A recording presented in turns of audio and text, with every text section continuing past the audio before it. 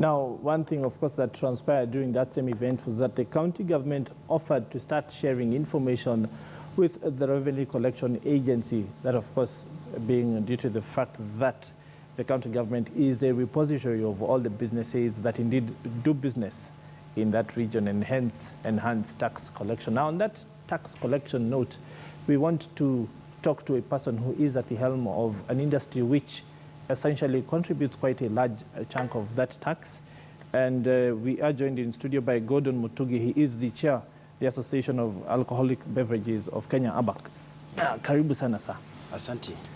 Now, knowing that your industry is paramount when it comes to tax collection, indeed, the fact that alcoholic beverages comprise one of the easiest, especially at the formal level, and most direct ways of collecting tax. Where do you think this industry is headed in recently? Thank you.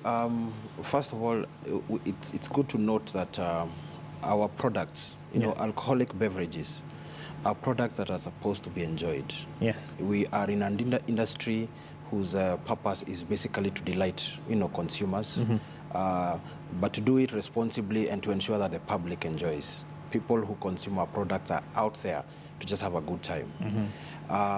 So it is very important then that regulatory authorities, when it comes to either government or, you know, like KRA, when it comes to taxation, that we put in measures which protect, number one, and most significantly, the consumer.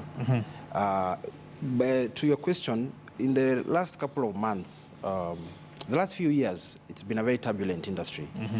Turbulent because, first of all, the regulatory regime was very difficult. You remember about 5 years ago, there was the introduction of the Motugi Law, the Alcoholic Drinks Control Act, which was meant to really curb or issues of illicit production.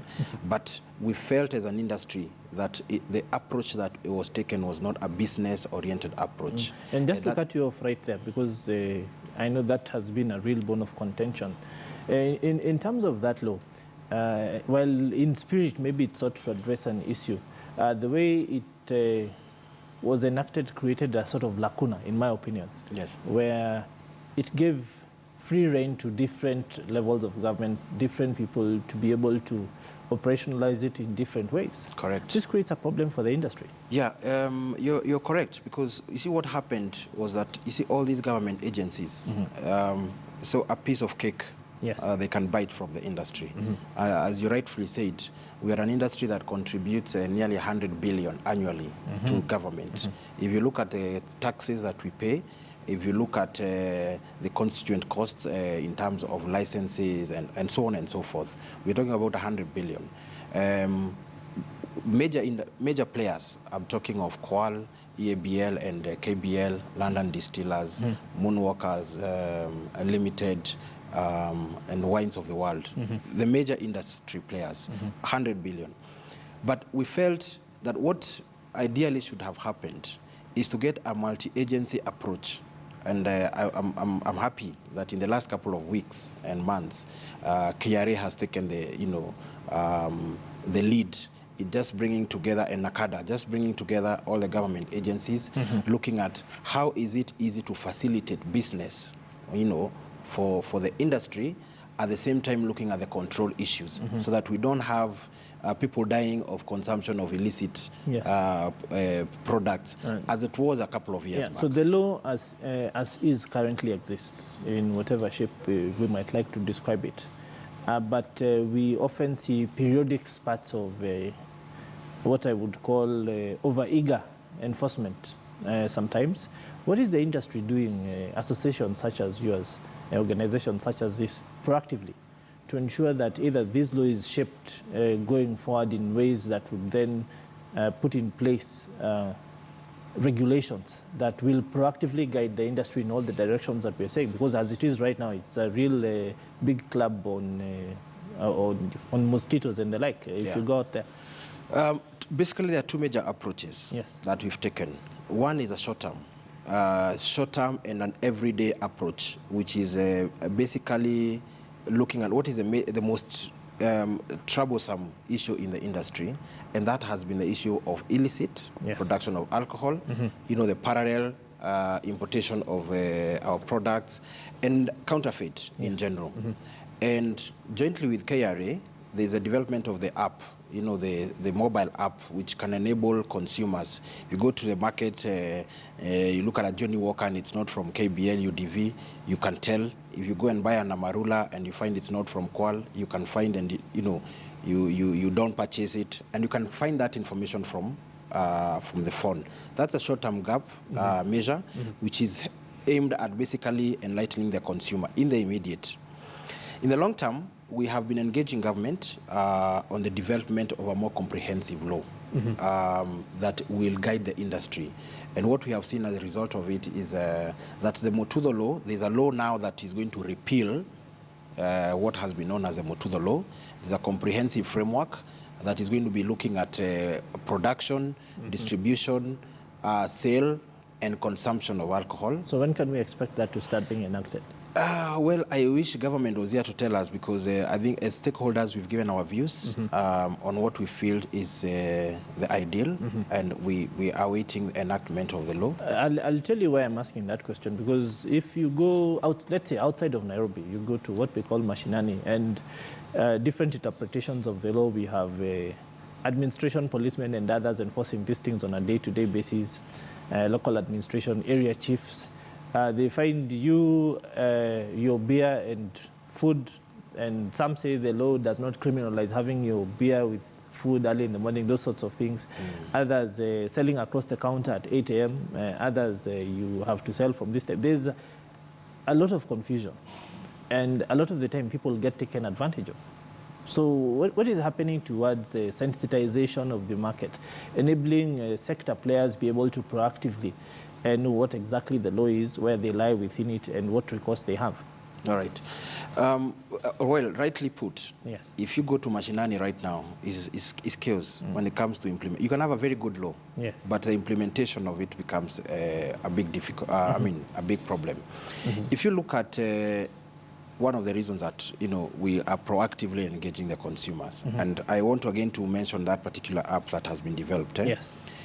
This battle can only be won if, number one, the manufacturers, who is us, come and join up with regulatory authorities, yes, like government, KRA, and number two, most importantly, is that the consumer has to take this message.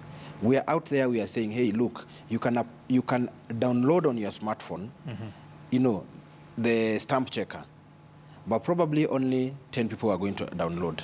Then someone consumes a drink, they don't wake up for 3 days and say, government is not regulating this industry. Yes. So I think it's very important also that, as you mentioned, yes, it can only be won if the consumers also accept and yes, take up these, initiatives. Because at the end of the day, we will manufacture quality drinks that, for your consumption. Yes. But there will always be somebody out there who is going to play it funny and bring on some counterfeits. Yes. In the market. As we close, I want us to talk about this whole concept that we are calling the electronic goods management system, and the fact that there is a sticker involved that enables you be able to verify whether what you're consuming is the real thing. The sticker also enables KRA be able to keep track of sales so that they're able to stay on top of tax collection and that sort of thing.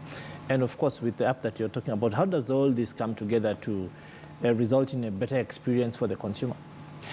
All right. I think the development of this app is a realization, number one, from the industry, that a lot of our consumers are taking illicit products.